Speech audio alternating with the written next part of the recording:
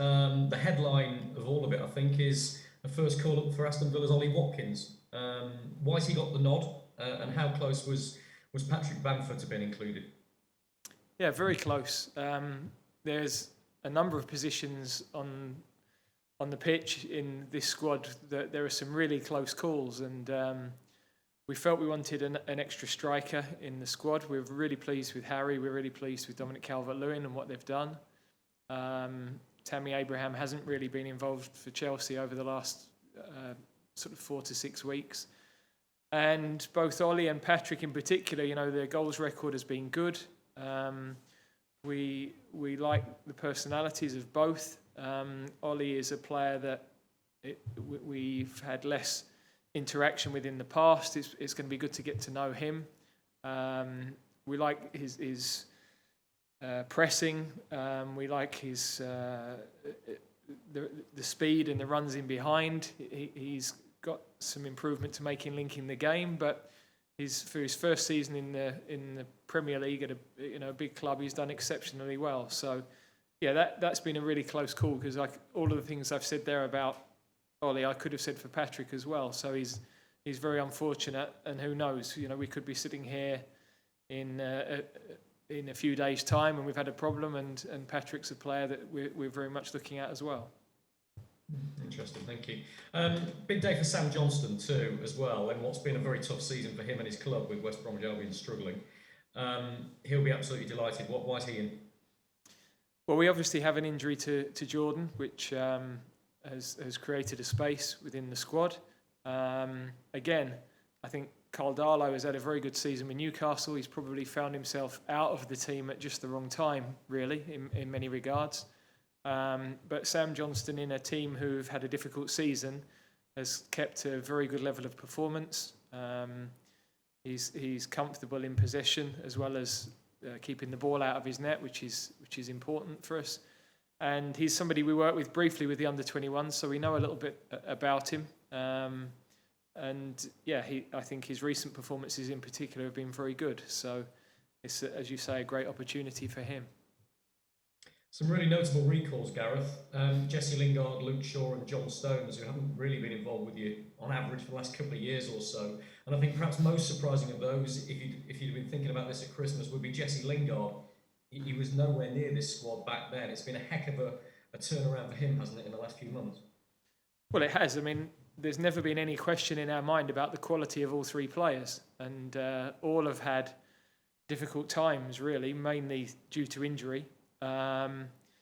Jesse, of the three, you'd have to say is a little bit more fortunate to be in. I think Luke and John have performed over a period of time. We've got injuries in the attacking areas that have opened up an opportunity for Jesse. But I have to say his performances for West Ham have been excellent. His 4 goals in 6 games. We know he can perform at the level. We know he's been a really good member of our squad, both in terms of his general link-up play, but he's scored goals for England as well. So there's no doubting his quality. As I said, ideally, you'd be saying, you need to do it for a little bit longer, but that's not been the option this time around. We've lost likes of Jack Grealish, Jadon Sancho, and then 1 or 2 others that haven't been with us but have been performing well. Harvey Barnes, James Maddison. So there is a space there, and we trust Jesse, and we think he can play a big part in these 3 games. I've got to ask you about Jude Bellingham, because an awful lot's happened in the last few days, I think, with the changing rules in Germany. You've named him in the squad. Do you know what part he's going to be able to play yet? We don't. We've left him in the squad. At this moment in time, it looks as though we won't be able to take him. The quarantine rules in Germany look like they'll rule him out. But as we're seeing, those rules can change so quickly. And while we're still investigating what's possible, we wanted to name him in the squad. We've got a really good relationship with Dortmund, so no issues between us and the club. And I've explained to Jude that we're leaving him there, but we know it's looking doubtful at this moment in time, unfortunately for him, that he'll be able to join up. Last one from me. Jose Mourinho said yesterday that he hopes you and Harry Kane can find a compromise to protect the player we've been here before, Gareth, and in fairness, it's us that ask the questions to Jose, and he answers them. But he clearly doesn't want Harry to play 270 minutes in 7 days. He also said he doesn't want to tell you your job. So, what are your thoughts on that? The same with Harry. I suspect there's a lot of other players in the squad. You're going to have to manage your resources a little bit. Yeah, it's really the whole season we've had to do that. We've had these 3-game windows, and we want the players in the best possible condition to perform not only in game 1 but in game 3. So we've got to manage the load both in training and in the matches, and we try to do that for every player. I think in the autumn we had 8 games. I don't think anybody started more than 6, and we played a couple of players a little bit more than we'd have liked perhaps in November, but we're talking about 20 minutes here or there, really. We're splitting hairs. So in the end, we've got to win matches. We've got to win 3 World Cup qualifiers, and I think all of the club managers understand that, and I have total empathy with their position as well. So, of course, we'll do what we can to manage all of the players. Thank you. Thank you, Rob. Next, we'll go to Carrie Brown of beIN Sports. Hello, Gareth. I'd like to draw attention to Luke Shaw, who really dazzled us at Southampton as a young player. He's had to come back from some big injuries, but we can look at some of the big wins and the big performances, but I think notably for me was his performance at Crystal Palace when Manchester United weren't playing well. Real leadership, real grit to drive forward and defend. Where's that all come from? How impressed have you been by this regeneration of this player? Yeah, well, I think often we talk about coaches and managers and the impact on players, but in the end, you have to give players a lot of credit when they bounce back from disappointment, when they come back from difficult injuries, when they regain form. Very often that's been a lot of soul searching, a lot of hard work on the training pitch and adjustment in their preparation and their lives. And I think Luke and John in particular in this squad deserve huge credit for that. So in Luke's case, his defending's been on the front foot. I've liked it. He's not allowed his wingers to settle. He's been aggressive in his defending. He's shown great ambition in his attacking play, getting forward a lot more than he has been, playing a part in creating a lot more chances. We know he's got the quality to do that. So we're excited. He's earned his chance, and he deserves to be in. And with Jesse as well, all too often seen as a bit of a joker in the pack, but proving himself to be the ace up a sleeve. When you heard he was going on loan with David Moyes, or did you have any conversations with Jesse about that, or did you immediately know that this could be an opportunity for England, even in a small scale of time? Well, we weren't sure how it would work out, but we were able to certainly give Jesse a great reference in terms of our experiences with him, and we were just pleased that he was back playing football. I think it's one of those moves that's actually worked for everybody. Manchester United have got a player that probably needed a change of scenery for a few weeks, few months to get back playing.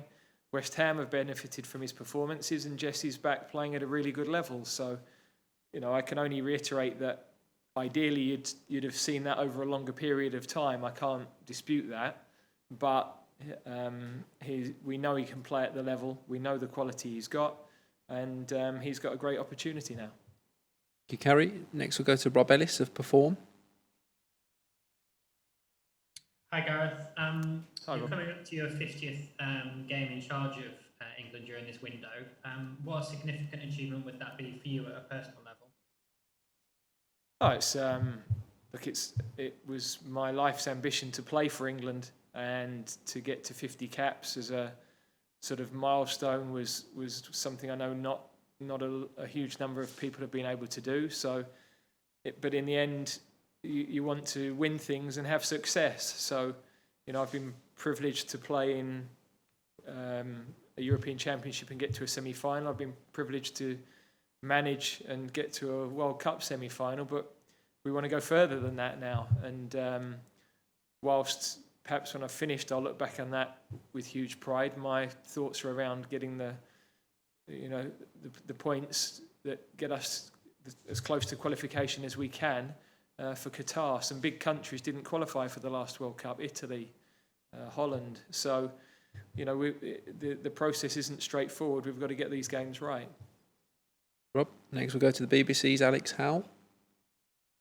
Hi, Gareth. Hi there. Hi. No Trent Alexander-Arnold in the squad. Is that a fitness issue, or you've just gone with other options? Yeah, as I said earlier, there's some areas of the pitch where we've got incredible competition for places, and Trent's very unfortunate. I don't think he's played at the level that he found in the last couple of years, but I think he's getting very close to that now. I think the last few weeks he's definitely taken steps in the right direction. It's simply that we think, Reece James, Kieran Trippier have had exceptional seasons really with their clubs. Kyle Walker is in a great form with Manchester City. So, we've got other players in the league who are also playing well in that position. Cash at Aston Villa, Ayling at Leeds. So it really is a position. We've got two very good right backs in the under-21s. It's a remarkable position of strength. What I said to Trent earlier today, I've made that same call to Kyle and to Kieran in the past, and their response was a good one, and they, took up the challenge and they found themselves back in the squad. And Trent is, of course, a super talent, and he'll, I'm certain, play a big part with England in the future. He misses out this time, but, we could quite conceivably be sitting here before the summer and he's with us. And there's no Jordan Pickford, he misses out through injury, so a good opportunity for the other goalkeepers. But does it change the way you look to play with the defenders you have, or the keeper you'll pick? Well, you're right in the observation that not all of the goalkeepers have the same sort of attributes, so we would have to adapt. But that's the same with outfield players. Certain players in certain positions change the profile of that role, and we've got to be pragmatic in how we do that. So the most important thing for goalkeepers is to keep the ball out of the net, and sometimes that's a much overlooked quality. So we're fortunate that it's good to see Dean getting a run at Manchester United. I think Nick's in excellent form, and whenever he's played for us has been very calm presence. And now we have an opportunity for Sam to come and work with us and to find out more about him. Thank you, Alex. Next, Dan Salisbury-Jones from ITV. Hi, Gareth. Just a quick one on we've now not had fans in stadiums for a long time, but there are still question marks about the Euros and how many will be in. Do you think certain players react differently to that, and would you kind of have that in your mind when you're picking your squad at the Euros? I think without a doubt, some players have benefited from not having fans in the stadium. Some teams have benefited from it, and the reverse has applied as well. I think there's been games where the lack of fans, there's been more games for sure where the lack of fans has had a huge impact on the quality, the level, the experience for everybody. So I think there is no real positive to no fans. But some of the young players maybe haven't, been able to get blooded without having that additional pressure, which has maybe been a nice step for them into the game. But you're absolutely right. We are going to have, it looks like we're going to have some fans in the stadiums moving forward. And we're always assessing our players in that psychological area of how can they withstand, a different environment, a different level of pressure which comes with playing for the national team. And just one on John Stones and his form now, and how that might impact the way the whole team looks, actually, going forward. Yeah, well, it's a huge plus for us. Of course, John has played a lot of internationals for us, and for a period we weren't sure whether he was going to be able to recapture that form.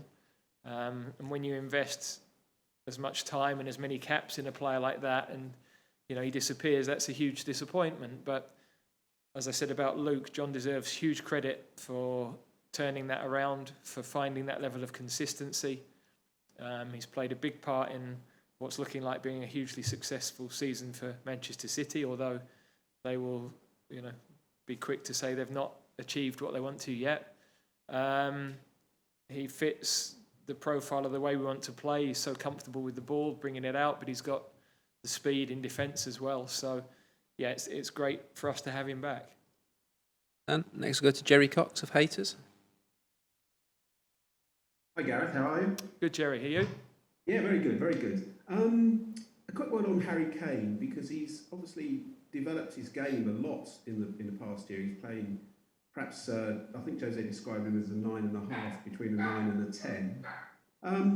How is that good for you, obviously? And you obviously started playing that way with Harry a couple of years ago, didn't you? Dropping in deeper and letting players run on ahead of him.